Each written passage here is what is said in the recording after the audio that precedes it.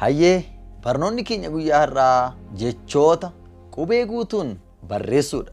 Jechoota qubee guutuun barreessuu jechuun maal jechuudha? Kan jedhurraa gaafa ka'anu jecha tokko akka hiika sirrii yookaan immoo hiika qajeelaa qabaatutti barreessuu jechuudha.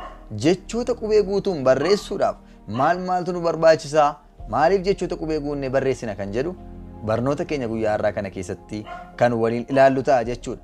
Jecha afaan Oromoo tokko qubee guutuun barreessuuf sagaleewwan gabaabaa, dheeraa, jabaa, laafaa fi irra butaa sirriitti adda baasnee beekuun barbaachisaadha. Akkuma yeroo darbe waliin barataa turre jechi tokko sagalee dheeraa moo sagalee gabaabaa qaba? Sagalee jabaa moo sagalee laafaa qaba? Sagalee irra butaa bakka barbaachisutti sagaleewwan kana adda baasnee yoo beekne jechoota afaan Oromoo sirriitti qubeessuu ni dandeenya. Sababni isaas jechi tokko sagalee dheeraa, sagalee gabaabaa, sagalee jabaa, sagalee laafaa fi sagalee irra butaan ala gonkumaa maal ta'uu hin danda'u? Barreeffamuu hin danda'u. Sagaleewwan jiran sagaleewwan kana qofa waan ta'aniif jecha tokkotti qubee tokko qofa dabaluun yookaan hir'isuun garaagarummaa hiikaa guddaa fida. Baay'een garuu toora feesbuukii, toora intarneetii adda addaarraa gaafa laallu garuu qubeewwan adda addaa hir'isanii barreessu, kaan immoo itti dabalanii barreessu. Garuu qubee tokkitti itti dabaluun keenya yookaan irraa hir'isuun keenya garaagarummaa hiikaa guddaa fida jechuudha. Kanammoo fakkeenya iskiriinii kanarra jiru ilaaluun ni danda'ama. Fakkeenyaaf baduu kan jedhuu fi baaduu kan jedhu, samuu jedha, saamuu kan jedhu, dhaluu jedha, dhaaluu kan jedhu jechoonni kun hiika garaagaraa qabu. Garaagarummaan qubee gidduu isaanii jiru immoo garaagarummaa qubee tokkichaati jechuudha. Magaala jedhu magaalaa jedha, mala jedha malaa jedha, dhufuu jedha dhuufuu jedha, nafa jedha naafa jedha, mooraa jedha moora jedha, margaa jedha marga jedha jechuudha. Qubee tokkittiin maqaa gara maqibsaatti illee ni jijjiirti jechuudha. Fakkeenyaaf immoo jechootuma kana gaafa laallu moora jechuun maal jechuudha? Hiika kan biraa qaba. Mooraa jechuun maal jechuudha? Hiika kan biraadha kan inni qabaatu jechuudha. Kanaaf qubee tokkittiitti dabaluun keenya yookaan ammoo irraa hir'isuun keenya garaagarummaa hiikaa guddaa fidee jira jechuudha. Beekaa jechuudhaaf beeka jechuun, morma mormaa, soba sobaa, imala imalaa, badhaasa badhaasaa, toleeraa toleera. Gaafa jennu jechoonni kun fakkeenyaa fi garaagarummaa qubee tokkittiidha kan inni of keessaa qaban. Qubee tokkittiin kun egaa maal gooteetti hiika jecha kanaa guutummaa guututti akka jijjiiramuuf gahee taphatteetti jechuudha. Warreen kun egaa gaafa dheeratuuf gabaabbatudha jechuudha. Warreen amma ammaatti ilaalaa turre. Gaafa immoo sagalee tokko jabaachuu kan qabu laaffisnee barreessinu yookaan immoo laafuu kan qabu jabeessinee gaafa barreessinu jechi sun hiika addaa ni godhata. Fakkeenya akkanas ilaaluun ni danda'ama. Jecha dhalatte jedhu fi dhalate jedhu, jimmaa jechuuf jimaa jechuu, kalee jechuuf kallee jechuu, hirree jechuu fi hiree jechuu, barruu jechuu fi baruu jechuu, baddaa badaa, hattuu hatuu, sammuu gaafa jennu sagalee laafuu qabu tokko jabeessinee gaafa barreessinu hiiki isaa guutummaa guututti illee maal ta'a jechuudha? Hin jijjiirama jechuudha. Iddoo tokko tokkotti immoo hiikas dhabsiisuu ni danda'a waan ta'eef jecha qubee guutuudhaan barreessuun dirqama lammii hundaati jechuudha. Dirqama nama hundaati jechuudha. Kanaaf dubbachuu afaan yoo dubbatan duwwaa qofa gaadha kan jedhanii yaadan jiru. Lakki afaan meeshaa wal quunnamtii argatee barreessuudhaan wal quunnamuu dandeenya, dubbachuudhaan wal quunnamuu ni dandeenya. Kanaafuu dandeettiiwwan afaanii arfan keessaa dandeettii barreessuu keenya gabbisuu danda'uu qabna jechuudha. Waan hiika qabeessa ta'e maal gochuu qabna? Barreessuu danda'uu qabna jechuudha. Inni kan biraan jecha tokko irratti qubee dabaluun yookaan hir'isuun hiika jechichaa qofa osoo hin taane hiika himaallee jijjiiruu danda'a. Kana gaafa jennu jecha tokko irratti qubee dabaluun keenya jechoota hedduullee akka isaan hiika isaanii jijjiiratan taasisa. Hima tokko keessatti jechuudha. Himni tokko jechoota 5, 6, 7, 8 ijaaramuu danda'a. Kanaaf hima tokko keessatti qubee tokkittii dabaluun keenya garaagarummaa hiikaa guddaa fida jechuudha. Fakkeenya iskiriinii kanatti ilaallama. Intala magaalaa jaallate yoo jenne fakkeenyaaf intala magaalaa jaallate jecha magaalaa jedhu ilaalaa. Intala magaalaa jaallate jechuun mucaa magaalaatti guddatte yookaan immoo magaalaa jiraattu jaallate jechuudha. Isuma kana immoo qubee tokkittii ishee yoo irraa hir'isne intala magaalaa jaallate yoo jenne intala magaalaa jaallate yoo jenne inni jalqaba jenne maalidha? Bakka jireenyaati. Inni lammata irratti immoo jiru kun immoo maalidha? Bifa namaa yookaan bifi ishee maal fakkaata? Mucaan bifa akkamii qabdu jaallate isa jedhu sana ta'a jechuudha. Inni sun immoo bakka akkamiidha? bakkaa fi gara bifaatti illee adda addummaa guddaa uumee jira jechuudha. Fakkeenya lammaffaa immoo ilaaluu dandeenya. Tolaan nama sobu jibbaa jedha. Tolaan nama sobu jibba. Tolaan nama sobu jibba hima jedhu kana keessatti sobu kan jettu kana ilaallu.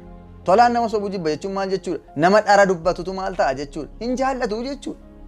Hima lammaffaa keessatti immoo ilaala. Qubee tokkitti daballee tolaan nama sobu jibba. Gaafa jennamu immoo hiikisaa maal ta'eera? Ofuma isaatiitu soba sana sobuu yookaan dhara dubbachuu maal ta'a? Jibba jechuudha. Dhara dubbachuu hin jaallatu jechuudha. Kanaafuu hiikni hima kanaa guutummaa guututti maal ta'eera jechuudha? Jijjiirameera jechuudha. Amma fakkeenyaaf konkolaataan gaafa deemtanii taappeellaa yookaan immoo afaan Oromoodhaan barjaa jedhama.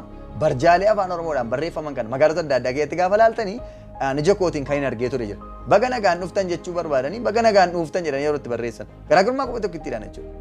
Amma fakkeenyaaf hima sadaffaa kana gaafa laallu baga nagaan dhuftan jedhanii jalqaba. Baga nagaan dhuftan. Kana jechuun qaamni gara bakka sanaatti dhufe sun nagaadhaan nageenyi isaa eegamee dhufuusaa sana gammachuu keessa jiru ibsata jechuudha.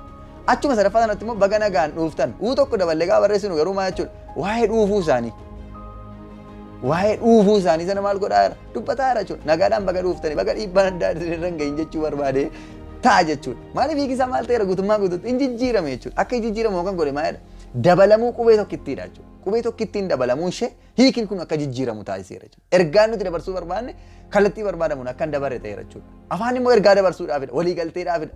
Kanaafuu qubee kana dogoggora gaafa barreessinu walii gallee irraalee lakki walii hin galle jechuudha. Ergaa keenya sana guutummaa guutuutti nu jalaa jijjiira waan ta'eef ergaa dabarsuuf yaadni sana nuun darbina fa'aa jechuudha. Kanaaf dirqama maal gochuu qabna? Jecha gaafa barreessinu qubee guunnee barreessuu qabna. Hima gaafa barreessinu hima keenya sirriitti seeraan qubeessuu danda'uu qabna jechuudha. Fakkeenyaaf ilaala. Fakkeenya arfaffaas ilaallu. Fakkeenya arfaffaa gaafa ilaallu bishaan naa buusii jedha. Bishaan naa buusii jechuun maal jechuudha? Bishaan naaf dhiyeessii jechuudha. Bishaan naaf dhiyeessii. Kan dhugamu ta'uu danda'a, kan harkatti ta'uu danda'a. Bishaan naa buusii jechaa jira. Naa buusii jedha. Hima sana keessatti immoo arfaffaa kana lammaffaa isaa gaafa ilaallu ilaala. Bishaan na buusii jedha. Bishaan na buusii jechuun anuma fuudhiiti bishaan keessa maal godhi? Cuqullu godhii na buusii. Bishaan keessa na kaa'idha. Bishaan na buusii jedha. Garaagarummaa qubee tokkittii kanaan egaa maal ta'eera? Ergaan sun guutummaa guututti maal ta'e?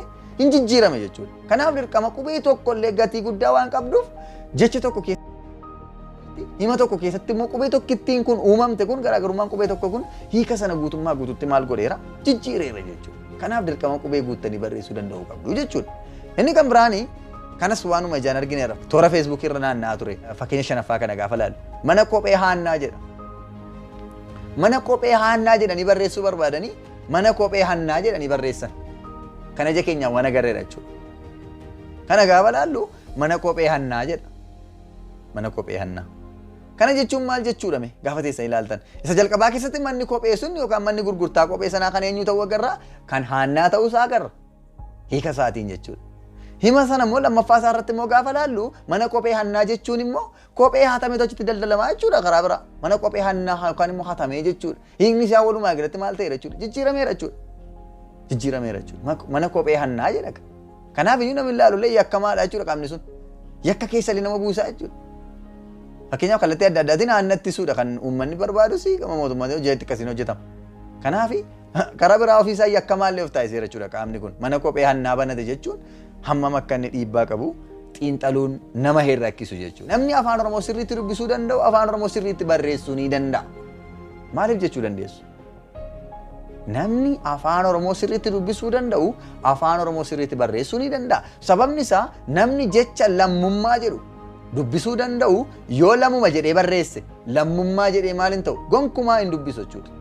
Maal jedhee dubbisa? Lammuma jedhee dubbisa. Lammuma jedhee dubbisa waan ta'eef. Nyaata jedhee waan barreeffame tokko namni dubbisuu danda'u nyaata jedhee ma dubbisa. Yoo ammoo nyaataa kan jedhu immoo dubbisi yoo ta'e qubee tokko yoo itti dabale nyaataa jedhee dubbisa malee nyaata jedhee maal ta'uu hin danda'u dubbisuu hin danda'u jechuudha. Kanaafuu namni afaan Oromoo sirriitti dubbisuu danda'u afaan Oromoo sirriitti barreessuu danda'a. Namoonni baay'een keessan maal jettu yeroo baay'ee afaan Oromoo sirriitti dubbisuu hin danda'a garuu barreessuu cima.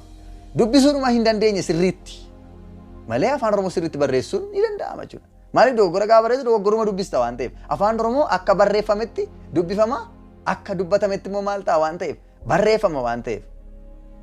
Kanaafuu nama jedhee nami barreessu tokko nama jedhee barreessu dubbisuu beeka yoo ta'e jecha namaa jedhee barraa'e tokko nama jedhee gonkumaa maal hin ta'u hin dubbisu jechuudha. Nama jedha tanan nama jedhee dubbisa, namaa jedha tanan namaa jedhee dubbisa. Jechoota hiika hin qabnellee seera afaanichaa jennaan eegee jennaan dubbisuu danda'uu qaba jechuudha.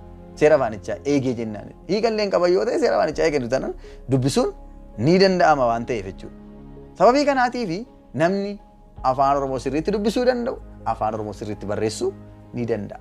Maaliif gaafa barreessinu dubbisaa barreessina waan barreessines immoo dubbisna waan ta'eef jechuudha. Kanaaf sirriitti yeroo hundumaa afaan Oromoo qubee guutuun barreessuudhaaf xiyyeeffannoo guddaa akka kennitan gamanumaan ergaa koo dabarsuun barbaada. Afaan keessaniif bakka guddaa kennaa jechoota qubee dogoggoraan barreessuurraa of qusadhaa.